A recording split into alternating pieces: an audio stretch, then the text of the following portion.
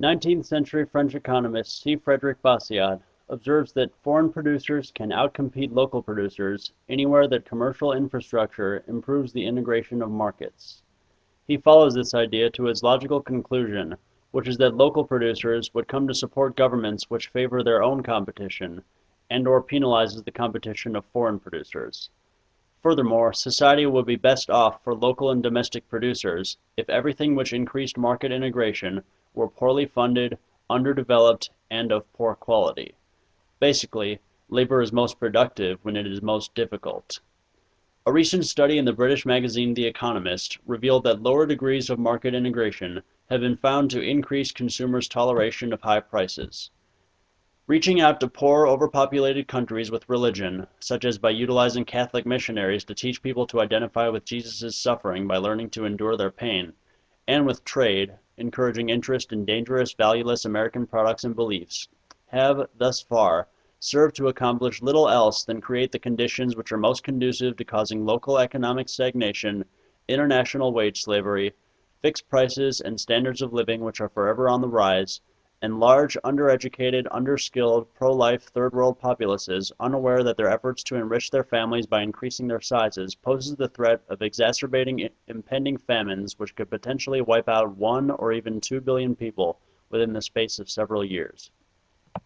If Bastiat's assumptions are true, then we may do away with the notion that all the poverty and the ills of the world are to be blamed solely on capitalism, an idea which is supported by various socialist media.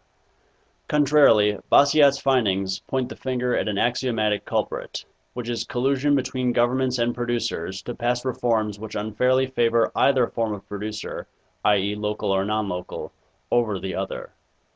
When governments favor domestic, local, and nationwide businesses at the expense of international and foreign businesses while improving commercial infrastructure, market integration becomes concentrated and healthy only at home and in the major industrial centers.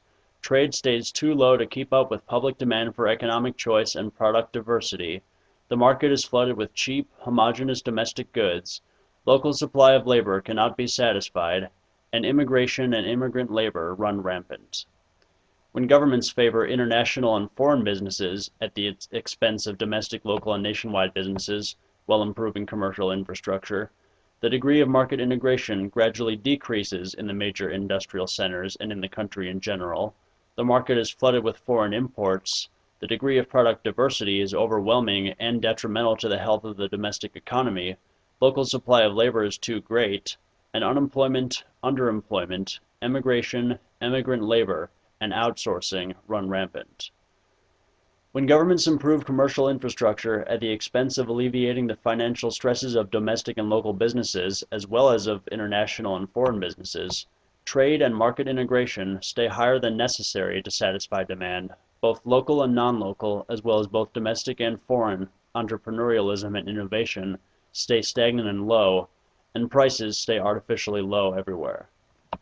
When governments alleviate the financial stresses of domestic and local businesses, as well as international and foreign businesses at the expense of improving commercial infrastructure, domestic and foreign demand for one another's goods stay much higher than the quality of the infrastructure can satisfy.